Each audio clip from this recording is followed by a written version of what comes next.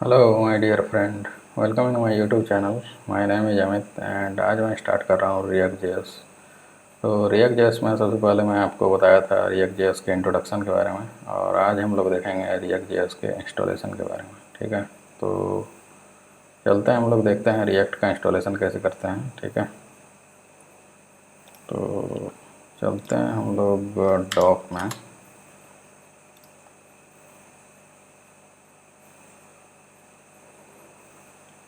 तो ये डॉक है जिसके थ्रू मैं आपको बताऊंगा। एक्चुअली मैं ये आपको समझने के लिए थोड़ा सा कन्वीनियंट होगा आपके लिए, तो इसलिए मैं ये नोट्स बनाया हूँ और टाइम भी सेव होगा।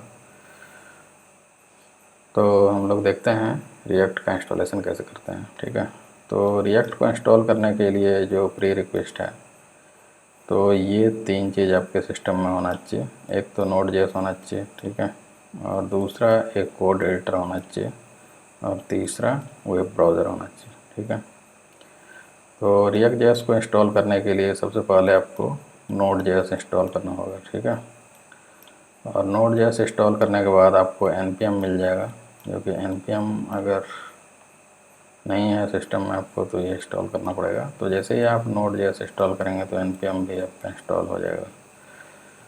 तो सिर्फ आपको नोड जेएस इंस्टॉल करना है। तो सबसे पहले नोड जेएस इंस्टॉल करेंगे और उसके बाद हम लोग रिएक्ट जेएस इंस्टॉल करेंगे। ठीक है, तो नोड जेएस को इंस्टॉल करने के लिए सबसे पहले हम लोग चलेंगे ब्राउज़र में और यहाँ पर लिखेंगे नोड जेएस। ठीक है, Node JS install for Mac लिख सकते हैं या फिर विंडो लिख सकते हैं, जो भी आपके सिस्टम में होगा वो हम लोग यहाँ पर लिखेंगे और एंटर करेंगे तो यहाँ पर डाउनलोड नोड जेएस आएगा। ठीक है, इसको क्लिक करेंगे तो ये आपका ओपन हो जाएगा और यहाँ से देखिए लेटेस्ट वर्ज़न आप यहाँ से इंस्टॉल कर सकते हैं। ठीक है, तो ये पैकेज इंस्टॉलर है। ठीक है, तो यहाँ पर क्लिक करेंगे तो ये आपका डाउनलोड हो जाएगा। ठीक है, तो ये इस तरह से डाउनलोड हो जाएगा यहाँ पर। सॉरी,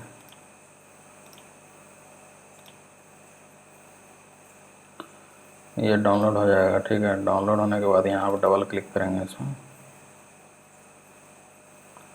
उसके बाद यहाँ पर कंटिन्यू कंटिन्यू करके क्लिक करेंगे तो अपने आप ही आपका नोड जेएस इंस्टॉल हो जाएगा। ठीक है, बहुत ही सिंपल है।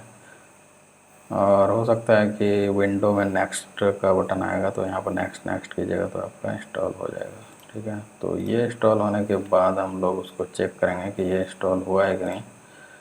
तो उसको चेक करने के लिए जो कमांड है नोड -v हम लोग यूज करेंगे, और अगर इसके डॉक्यूमेंटेशन में जाएंगे तो यहाँ पर भी देखिए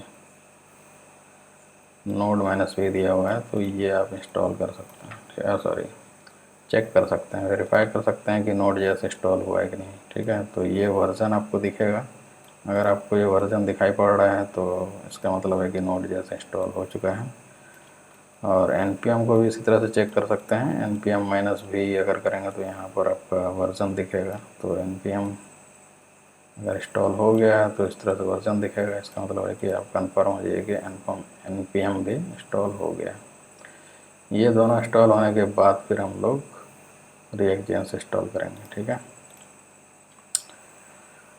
तो इसके लिए पहला स्टेप यही था कि हम नोड जेएस इंस्टॉल करेंगे। तो नोड जेएस को चेक करने के लिए नोड -v लिखेंगे और उसके बाद फिर हम लोग रिएक्ट को इंस्टॉल करेंगे। ठीक है, तो रिएक्ट को इंस्टॉल करने के लिए मेथड 1 है ये। ठीक है, एक मेथड ये है और दूसरा मेथड 2 ये वाला है। ठीक है, तो दो मेथड से हम लोग रिएक्ट को इंस्टॉल कर सकते हैं, लेकिन अभी जो रिकमेंडेड है वो हमारा ये वाला है, मेथड 1 वाला है। ठीक है, तो जो कि हम लोग यूज करेंगे वीट का।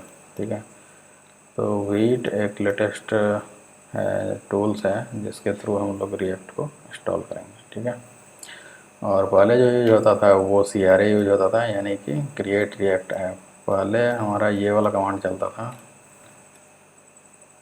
ये हमारा ये वाला कमांड है। ठीक है, तो अभी ये वाला यूज नहीं होता है, इसलिए आप इसको यूज नहीं कीजिएगा प्रोजेक्ट डेवलप करने में। तो अभी जो हम लोग यूज करेंगे वो npx का यूज करेंगे, सॉरी ये वाला कमांड का यूज करेंगे। ठीक है, तो इसको जस्ट आप देखने के लिए यूज कर सकते हैं, इसमें हम लोग काम नहीं करेंगे, ठीक है, क्योंकि ये जो कमांड है वो डेप्रिकेटेड हो चुका है और अब ये यूज नहीं होता है, ठीक है। अगर इसका ऑफिशियल डॉक्यूमेंटेशन में चलेंगे, रिएक्ट इंस्टॉलेशन, ठीक है, तो हम आते हैं यहाँ पर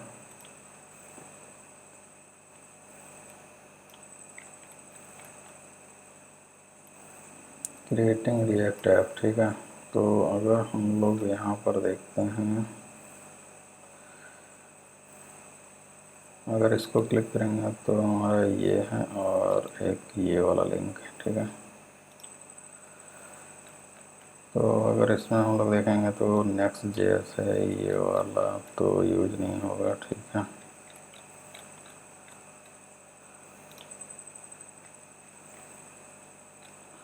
तो ये वाला कमांड के थ्रू हम लोग रिएक्ट जेएस को इंस्टॉल कर सकते हैं।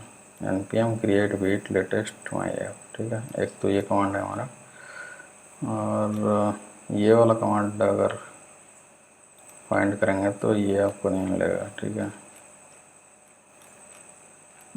मेथड 2 वाला ये, जो कि अब यूज नहीं होता है, अब जो यूज होता है ये वाला यूज होता है, ठीक है।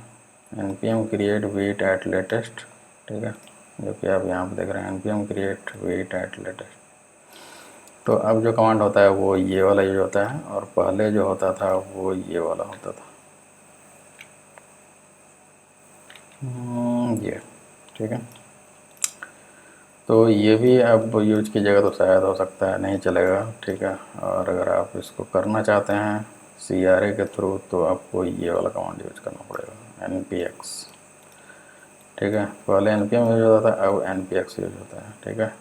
तो इंटरव्यू का क्वेश्चन आप एक रिमाइंड कर लीजिएगा, ठीक है। तो npm क्या होता है और npx क्या होता है ये देख लीजिएगा, ठीक है। लास्ट में हम आपको बताएंगे। तो अभी हम लोग देखते हैं इंस्टॉलेशन। तो ये वाला कमांड अभी हम लोग यूज नहीं करेंगे, ठीक है। तो ये वाला यूज कर सकते हैं अगर आप देखना चाहते हैं कि CRA के थ्रू प्रोजेक्ट किस तरह से इंस्टॉल होता है और वो किस तरह से दिखता है, ठीक है। तो हम लोग ये वाला कमांड यूज कर सकते हैं, npx create react app @5.1.0 और यहाँ पर प्रोजेक्ट का नाम दीजिएगा, जो भी प्रोजेक्ट का नाम देना चाहते हैं वो दे सकते हैं, ठीक है। तो इसको हम इंस्टॉल किए थे चेक करने के लिए, तो आप अगर देखना चाहते हैं तो हम देखते हैं, चलते हैं VS कोड में।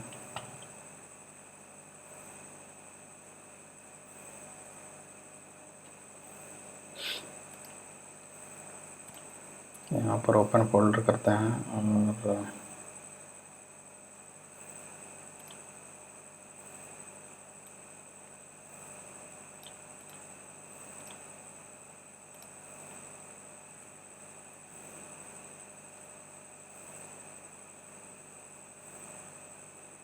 तो जब आप इंस्टॉल करेंगे तो इस तरह का फोल्डर आपका बन जाएगा जिसमें कि ये सारा फाइल्स होगा। और इस प्रोजेक्ट को रन करने के लिए हम लोग टर्मिनल में चलते हैं।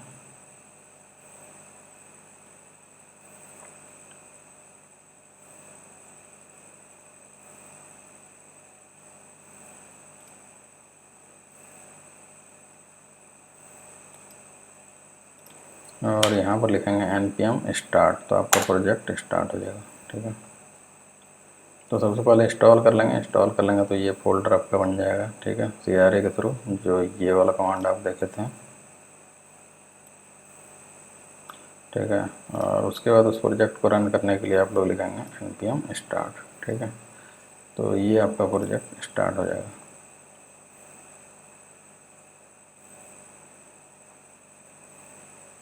तो ये लोकल होस्ट 3000 पर आपका रन करेगा, ठीक है। तो इस तरह से कुछ पहले दिखता था रिएक्ट का प्रोजेक्ट, जो हम लोग अब यूज नहीं करेंगे, ठीक है। तो अब हम लोग लेटेस्ट वाला यूज करेंगे और उसको देखते हैं कैसे इंस्टॉल करते हैं, ठीक है। तो चलते हैं हम लोग VS कोड में और इसमें हम लोग एक फ़ोल्डर सेलेक्ट करेंगे। आप कोई भी फ़ोल्डर बना लीजिएगा कहीं पर भी, जहाँ पर भी बनाना चाहते हैं, तो उसको हम लोग बना लेंगे। जैसा कि हम यहाँ पर बनाए हैं रिएक्ट लेटेस्ट प्रोजेक्ट, ठीक है, और इसको ओपन कर लेंगे। तो इसी फोल्डर में सारा प्रोजेक्ट बनाएंगे। तो सबसे पहले हम लोग टर्मिनल में चलते हैं। तो यहाँ पर उस फोल्डर को सेलेक्ट कर लेंगे और इसमें एक प्रोजेक्ट पहले से बना हुआ है जो कि आप देख चुके हैं, और एक दूसरा प्रोजेक्ट बनाएंगे जो कि वीट के थ्रू बनाएंगे, ठीक है। तो वीट के थ्रू बनाने के लिए हम लोग ये वाला कमांड यूज करेंगे, npm create Vite at latest, और यहाँ पर प्रोजेक्ट का कोई भी नाम दे सकते हैं, ठीक है। और ये वाला अगर आप यूज कर रहे हैं तो टाइप स्क्रिप्ट जब यूज करेंगे तब हम लोग ये वाला यूज करेंगे। तो अभी हम लोग जस्ट इतना यूज करेंगे, ठीक है। तो npm create Vite at latest, और उसके बाद यहाँ पर प्रोजेक्ट का नाम देंगे, ठीक है। तो इसको अभी यहाँ पर कॉपी कर लेते हैं, यहाँ से भी कर सकते हैं। ये वाला सेम कमांड है, ठीक है। npm create Vite at latest ये कमांड है, और इसके साथ अगर आप नाम देना चाहते हैं तो आप नाम दे सकते हैं प्रोजेक्ट का, ठीक है। तो दोनों के थ्रू कर सकते हैं। तो अभी हम लोग ये वाला यूज कर रहे हैं, ठीक है। कॉपी करते हैं और यहाँ पर आते हैं और यहाँ पर पेस्ट करते हैं, ठीक है। और इसको हम लोग हटा देते हैं।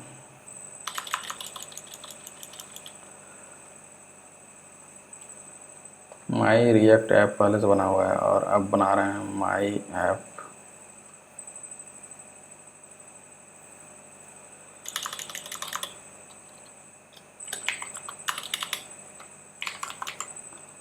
रिएक्ट ऐप, ठीक है। आप स्मॉल में ही ये दे सकते हैं, ठीक है। तो रिएक्ट ऐप हम लोग नाम दे दिए हैं, अब एंटर कर देंगे, ठीक है। तो यहाँ पर यस कीजिएगा, ठीक है। तो इंटरनेट के स्पीड के अकॉर्डिंग आपका ये क्रिएट हो जाएगा, ठीक है। तो अब यहाँ पर देखिए कुछ ऑप्शन है जो कि आपको सेलेक्ट करना पड़ेगा। यहाँ पर वेनिला जेएस है, व्यू जेएस है और रिएक्ट जेएस है। तो हम लोग रिएक्ट को सेलेक्ट करेंगे और एंटर करेंगे, ठीक है। उसके बाद फिर टाइप स्क्रिप्ट है, अगर आप टाइप स्क्रिप्ट लेना चाहते हैं तो जावा स्क्रिप्ट लेना चाहते हैं, कुछ भी जो भी आप लेना चाहते हैं वो यहाँ से सेलेक्ट कर लेंगे, ठीक है। तो हम अभी जावा स्क्रिप्ट सेलेक्ट कर रहे हैं, ठीक है। उसके बाद आपको कुछ नहीं करना है, जस्ट एंटर कीजिएगा, ठीक है। ये सिलेक्ट कर सकते हैं, ये भी कर सकते हैं, कोई भी यूज कर सकते हैं, ठीक है। यस, तो ये आपका इंस्टॉल हो जाएगा। देखिए रिएक्ट ऐप आ गया। तो ये आपका प्रोजेक्ट इस तरह से इंस्टॉल हो जाएगा, ठीक है। तो जब ये इंस्टॉल हो जाएगा तो इसको रन करने के लिए आपको ये वाला कमांड चलाना पड़ेगा, ठीक है। तो सबसे पहले समझ गए, वीट को इंस्टॉल करने के लिए हम लोग पहले नोड जेएस इंस्टॉल करेंगे। नोड जेएस को चेक करने के लिए वेरीफाई कर लेंगे, नोड -v कर लेंगे, ठीक है। उसके बाद फिर ये कमांड चलाएंगे जो कि अभी चलाए हैं, तो आपका रिएक्ट जेएस का प्रोजेक्ट इंस्टॉल हो जाएगा, ठीक है। तो उसके बाद फिर हम लोग cd करके उस प्रोजेक्ट में चले जाएंगे, ठीक है, cd, और ये वाला जो प्रोजेक्ट नेम दिए हैं उसमें चले जाएंगे। उसके बाद npm इंस्टॉल करेंगे, ठीक है। इससे क्या होगा, डिपेंडेंसी इंस्टॉल हो जाएगा, ठीक है। तो npm इंस्टॉल करेंगे। उसके बाद फिर हम लोग सर्वर को रन करने के लिए npm रन dev करेंगे, ठीक है। तो आपका इस पोर्ट पर एक्सिक्यूट हो जाएगा 5173। ये आपका डिफ़ॉल्ट पोर्ट होता है जब हम लोग वीट से इंस्टॉल करेंगे, और CRA से इंस्टॉल करेंगे तो लोकल होस्ट 3000 पर रन होगा, ठीक है। तो हम लोग देखते हैं, अभी इंस्टॉल तो नहीं हुआ है, ठीक है। तो ये समझ गए हम लोग, ठीक है। तो वीट के थ्रू ही आप लोग कीजिएगा। जब अगर प्रोजेक्ट बनाना चाहते हैं तो वीट के थ्रू ही करेंगे, लेकिन CRA के थ्रू हम लोग पहले करते थे, अब नहीं करेंगे, अब ये डिप्रिकेटेड हो चुका है, ठीक है। तो जस्ट चेक करने के लिए आप लोग ये कमांड यूज कर सकते हैं, ठीक है। और ये 3000 पर रन करता था, और ये वाला जो है वो 5173 पर रन करता है। इसका ये डिफ़ॉल्ट पोर्ट है, तो ये याद रखिएगा, इंटरव्यू में पूछा जाता है, ठीक है। और दूसरा क्वेश्चन ये हो सकता है कि npm एंड npx, ठीक है, दोनों में डिफरेंट क्या है, npm में क्या डिफरेंट है, npx क्यों यूज करते हैं। तो ये देख लीजिएगा, ये इंटरव्यू क्वेश्चन है, ठीक है। तो आते हैं हम लोग उसमें, ठीक है, तो ये आपका प्रोजेक्ट रन हो गया। तो इसको हम लोग रन करने के लिए ये वाला यूज़ करेंगे, लेकिन सबसे पहले हम लोग इसमें चलते हैं रिएक्ट ऐप में। तो उसके लिए हम लोग Ctrl+C करते हैं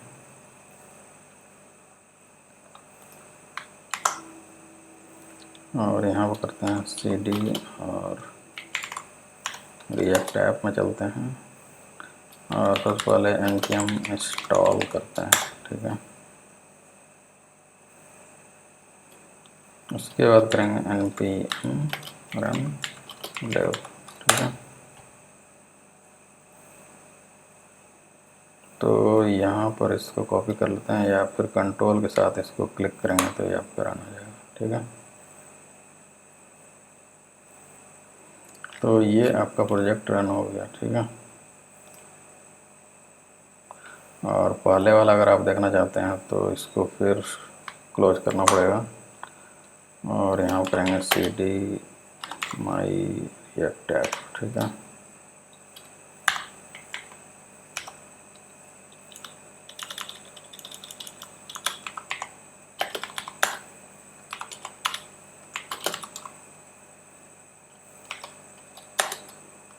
और यहाँ करेंगे npm start।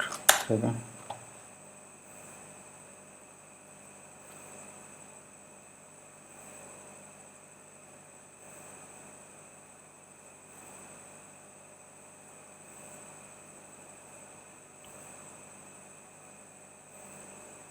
तो पहले ये इस तरह से दिखता था और अभी ये इस तरह से दिखता है। ठीक है, और ये फाइल जो रन हो रहा है वो कहाँ से हो रहा है, तो ये देखना चाहते हैं तो आप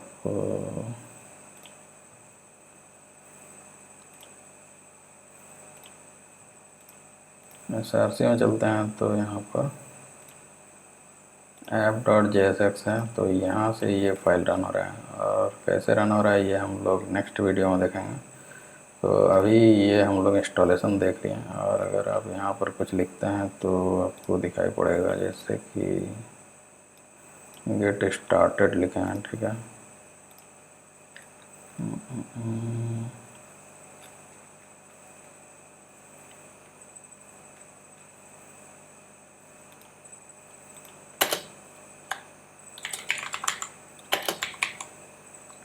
यस इंस्टॉलेशन।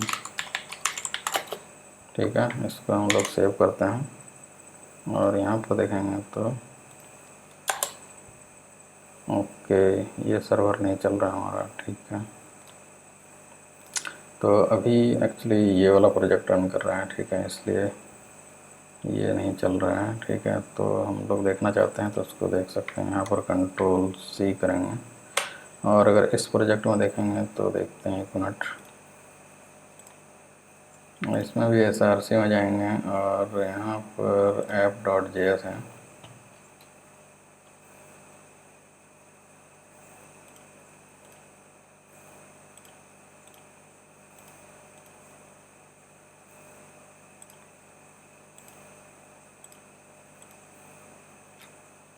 ओके सॉरी, तो यहाँ पर अगर हम लोग देखेंगे तो ये वाला है ना, लर्न रिएक्ट। ठीक है, तो यहाँ पर हम लोग लिखते हैं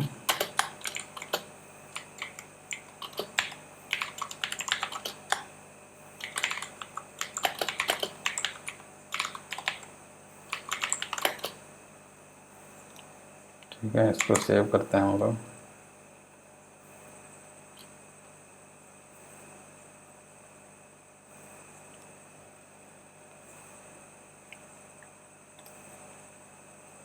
देखिए आ रहा है। ठीक है, यानी कि ये हमारा फाइल app.js से रन हो रहा है। ठीक है, और नेक्स्ट वाला प्रोजेक्ट अगर आप देखना चाहते हैं तो इसको Ctrl+C से हम लोग क्लोज कर देते हैं और यहाँ करते हैं CD और नेक्स्ट वाला प्रोजेक्ट का नाम जो था हमारा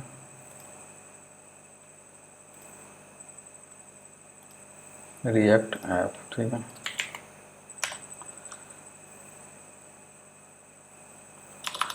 ओके,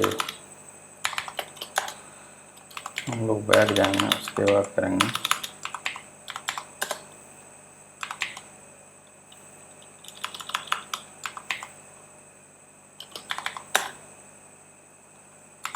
CD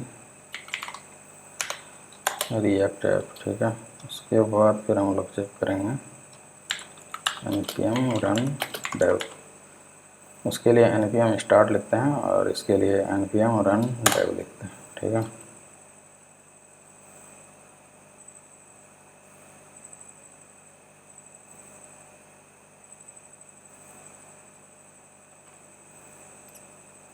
अब इसको हम लोग देख सकते हैं, ठीक है।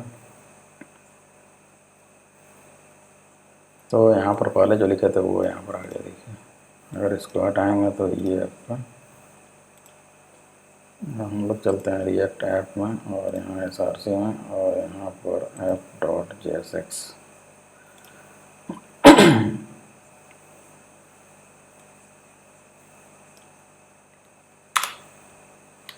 अभी गेट स्टार्टेड आएगा, ठीक है। ये बहुत ही फास्ट है, देख सकते हैं आप लोग।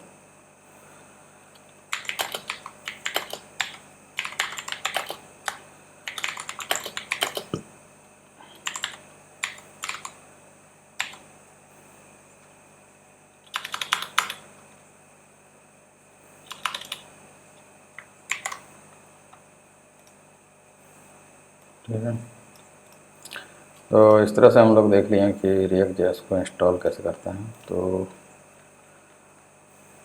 आगे कुछ इंटरव्यू पॉइंट ऑफ से हम यहाँ पर कुछ नोट्स बनाए हैं, ठीक है।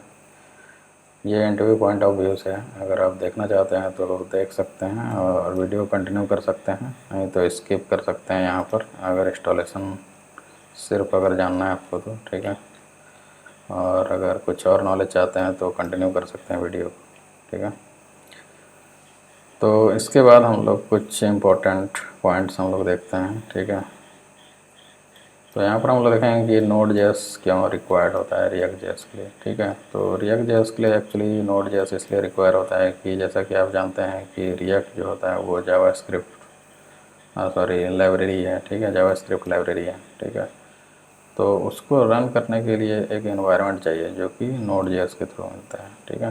तो नोड जेएस जो होता है वो प्रोवाइड करता है जावास्क्रिप्ट रन टाइम एनवायरनमेंट, ठीक है, और एक npm प्रोवाइड करता है, यानी कि नोड पैकेज मैनेजर, ठीक है। नोड पैकेज मैनेजर का क्या काम होता है कि वो कोई भी पैकेज जब हम लोग इंस्टॉल करते हैं रिएक्ट जेएस, जब भी प्रोजेक्ट हम लोग डेवलप करेंगे रिएक्ट जेएस में, तो उसमें बहुत सारा पैकेज का हो सकता है ज़रूरत पड़ेगा। पैकेज इन द सेंस कि जैसे ईमेल सेंडिंग के लिए हो गया, या फिर जैसे कोई पेमेंट गेटवे हो गया, या फिर कुछ और जैसे कुछ फाइल डाउनलोड का सिस्टम हो गया, तो उस तरह का पैकेज, या फिर पेजिनेशन हो गया, इस तरह का कुछ भी पैकेज जब हम लोग इंस्टॉल करेंगे तो नोड जेएस का ज़रूरत पड़ेगा, ठीक है। तो इसलिए हम लोग का नोड जेएस रिक्वायर होता है, ठीक है। तो without node JS you can not create run the react application. तो रिएक्ट एप्लीकेशन को विदाउट नोड जेएस हम लोग रन नहीं कर सकते हैं, ठीक है। उसके लिए हम लोग को टूल यूज करना पड़ेगा wheat and CRA and node, ठीक है, जो कि हम लोग देख चुके हैं। तो ये समझ गए, ठीक है। तो node JS provide JavaScript run time and npm is required to install React package, manage project dependency and run develop servers and build the applications।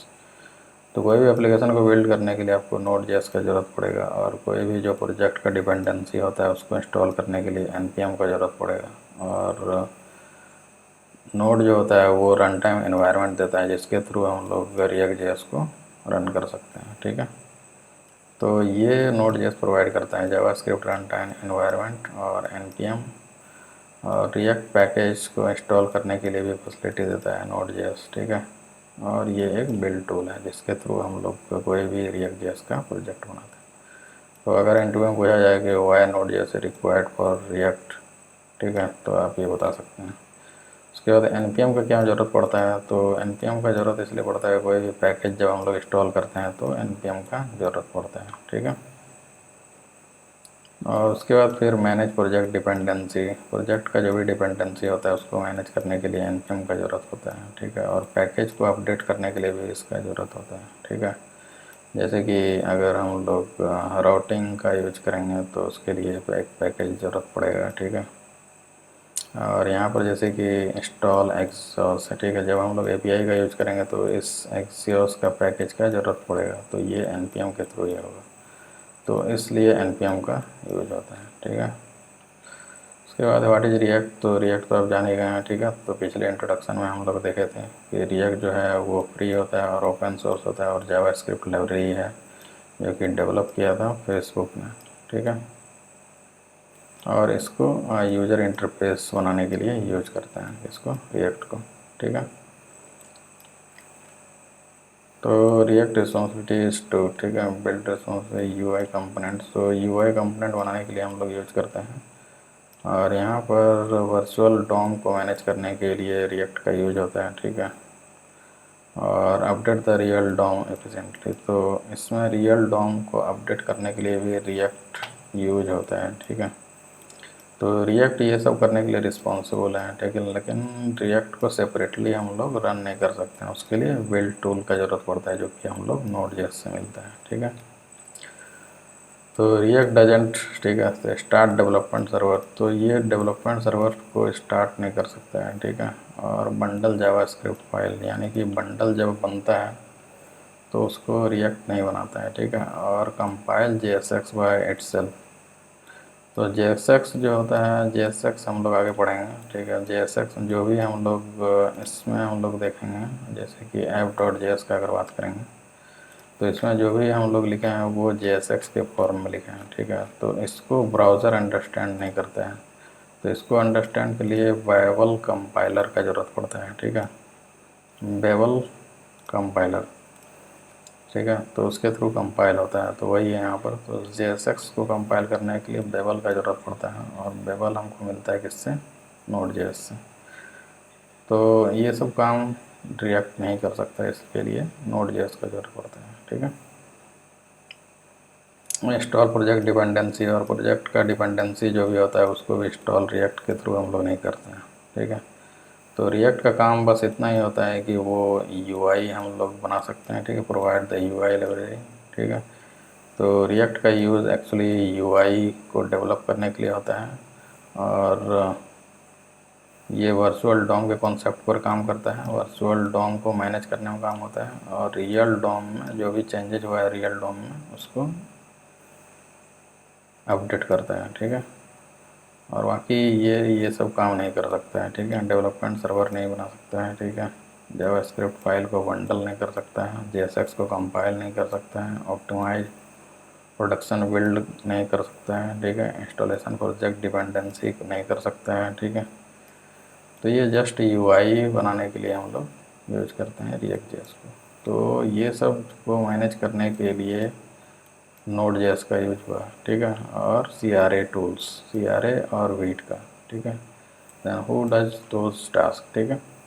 तो to create the run React applications we need additional tools, those tools are called build tools, ठीक है, development tools जिसको बोलते हैं, और YT और create react. तो ये सब काम जो ये सब रिएक्ट नहीं कर सकता है उसके लिए एक टूल्स हम लोग यूज किए हैं जो कि CRA और वीट है, जिसके थ्रू हम लोग ये सारा काम करते हैं, ठीक है। उसके बाद वीट अगर पूछेगा इंटरव्यू में कि वीट क्या होता है, ठीक है। तो वीट एक्चुअली जो होता है वो क्विक वर्ड से लिया गया है, ठीक है। तो ये modern front end build tool है, ठीक है, जैसा कि आप लोग जानते हैं। और development server created by Ivan you, इस ये डेवलप किया था, जो कि Vue.js का डेवलप किया था, वही किया था इसको वीट को, ठीक है। तो ये रिकमेंडेड है, पहले ये देख लीजिएगा डेफिनेशन, ठीक है। उसके बाद फिर ये सब क्वेश्चन देख लीजिएगा, व्हाई डज वेट डू, ठीक है। जब वेट को रन करते हैं तो ये सारा चीज़ होता है, क्रिएट द प्रोजेक्ट फोल्डर, ठीक है। तो एक जब भी हम लोग npm create Vite at latest my React app करते हैं तो ये सारा काम होता है, क्रिएट द प्रोजेक्ट फोल्डर एक बनता है, ठीक है। और कॉन्फ़िगरेशन फाइल बनता है, ठीक है। और फास्ट डेवलपमेंट के लिए यूज होता है। और हॉट मॉड्यूल रिप्लेसमेंट यहाँ पर यूज होता है किसमें, वीट में, ठीक है। हॉट मॉड्यूल रिप्लेसमेंट को बोला जाता है HMR। तो ये एक टेक्निक होता है जिसके थ्रू वीट काम करता है। इसमें क्या होता है कि जो भी हमारा प्रोजेक्ट, जो होल प्रोजेक्ट होता है वो पूरा लोड नहीं होता है, उसमें जो भी नेसेसरी पार्ट, जो भी चेंजेज हुआ है सिर्फ वही लोड होता है। तो ये एक टेक्निक होता है जिसमें कि वीट में यूज होता है, ठीक है। और ये सब देख लीजिएगा, ठीक है। एडवांटेज ऑफ वीट का क्या होता है ये सब देख लीजिएगा कि वेरी फास्ट स्टार्टअप होता है, यानी कि ये लोड बहुत ही जल्दी होता है। और HMR फैसिलिटी होता है, फास्ट हॉट मॉड्यूल रिप्लेसमेंट, यानी कि HMR फैसिलिटी प्रोवाइड करता है, जिसके थ्रू क्या होता है कि कोई भी फाइल जब हम लोग का, जैसे कि कोई अपडेट अगर हम लोग करते हैं तो पूरा फाइल लोड नहीं होकर के वो एक पार्टिकुलर सेक्शन लोड होता है, तो वो HMR के थ्रू होता है, ठीक है। तो ये होता है मॉडर्न टूल है ये, ठीक है। न्यू प्रोजेक्ट के लिए रिकमेंडेड है कौन सा, वीट। तो CRA हम लोग यूज नहीं करेंगे, वीट यूज करेंगे। तो वाई वीट प्रेफर, तो wheat is prefer because it use native ES module. ES module होता है जो कि इसका फाइल होता है जो कि ब्राउज़र से रिलेटेड, जो कि कंपाइल करने में और बंडल बनाने में यूज होता है, ठीक है। तो ये सब यूज होता है और HMR यूज होता है इसमें, इसलिए हमारा वीट प्रेफर्ड होता है और ये फास्ट होता है, ठीक है। तो यहाँ पर लिखा है प्रोवाइड फास्टर और hot module replacement, updating only the change module without reloading the whole page, है ना। तो without reloading the whole page, ये पार्टिकुलर सेक्शन जो कि उसके लिए ज़रूरत है बस वही लोड होता है, ठीक है। तो ये हो गया। तो react only create UI, the build tool CRA prepare the application so browser can run it. तो React.js जो है सिर्फ UI क्रिएट करने के लिए यूज होता है, जबकि बिल्ड टूल जो होता है वो एप्लीकेशन को ब्राउज़र पर रन करने के लिए यूज होता है। तो ये समझ गए। और व्हाट इज़ CRA, CRA भी सेम बीट के जैसा ही है, तो ये भी सेम काम करता है, लेकिन इसमें क्या होता है कि HMR यूज होता है, ठीक है। और इसमें जो यूज होता है वो हमारा वेब पैक यूज होता है, ठीक है। तो दोनों में डिफरेंट है। तो ये देख लीजिएगा कि CRA क्या होता है और वो किस तरह से यूज होता है, ठीक है। और वेब पैक किस तरह से काम करता है और वीट में HMR कैसे काम करता है, तो ये आप देख लीजिएगा, ये इंटरव्यू क्वेश्चन है, ठीक है। तो ये सब नोट्स है, आप अगर यहाँ पर स्क्रीनशॉट लेना चाहें तो ले सकते हैं इसको, ठीक है। तो ये सब देख लीजिएगा, कुछ थ्योरी से रिलेटेड है, ठीक है।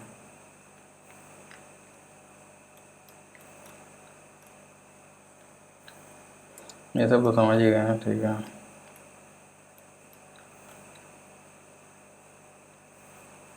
इसका लिंक आपको डिस्क्रिप्शन में दे देंगे, आप देख लीजिएगा, ठीक है। ये सब आप क्वेश्चन है, देख लीजिएगा, ठीक है।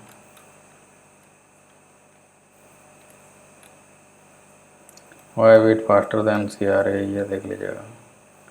और जब हम लोग वीट यूज करते हैं उसमें ट्री शेकिंग यूज होता है और एक कोड स्प्लिटिंग यूज होता है, ठीक है। ट्री शेकिंग क्या है कि जो भी इम्पोर्टेंट, जैसे कि कुछ भी चेंज करते हैं तो जो इम्पोर्टेंट फाइल है बस वही अपडेट होता है और वही मतलब फिर से रीलोड होता है, मतलब पूरा फाइल फिर से वो रोल अप नहीं होता है, ठीक है। यहाँ पर रोल अप होता है एक, जो कि वीट में होता है। रोल अप में क्या होता है कि जो भी इम्पोर्टेंट फाइल है बस उसी को लोड करता है ये, ठीक है। बार बार पूरा फाइल नहीं होता है जैसे कि वेब पैक में होता है।